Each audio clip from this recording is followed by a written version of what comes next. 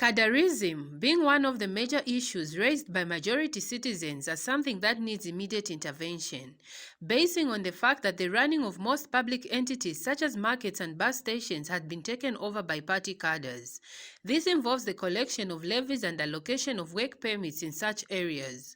Multiple complaints had been issued that the then ruling party, the Patriotic Front, under the leadership of Dr. Edgar Lungu, had embraced this vice, thereby decaying the country's local government systems, which has been confirmed and detested by an entity that looks at the welfare of all marketeers, the Zambian National Marketeers Credit Association, ZANAMACA. ZANAMACA President Mupiya Kameya has therefore used the change of government to call on the incoming leadership to do away with the vice of cadrerism. His Excellency Hakainde Hichilema, being a businessman, with the background of a businessman, I think he understands what I'm talking about. So markets must free from politics. What will happen is that if markets are freed from politics, it means that there will be too much money that will be created by our local authorities. They'll collect that money. When they have those monies, it will be easy to clean the markets. It's easy for us to say, Council, you are not cleaning here. They'll say yes. They'll say yes, sir, because we are paying them.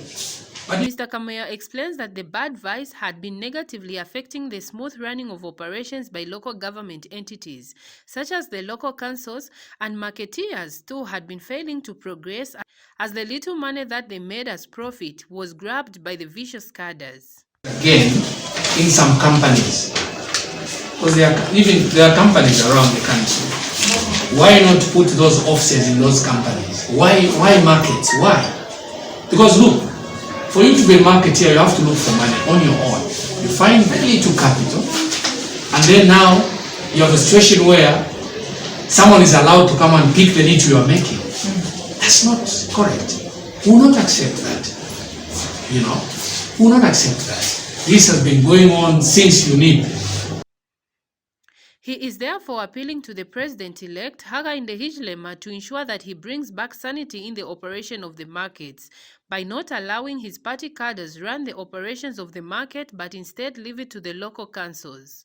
So once our markets are created, are built, are refurbished, especially in the high density areas, that will reduce on street vending, and that's what we'd like to see. But we'll work closely with the local authorities. We'll work closely with the government of His Excellency Hakainde Hichilema to make sure that our people gets what belongs to them.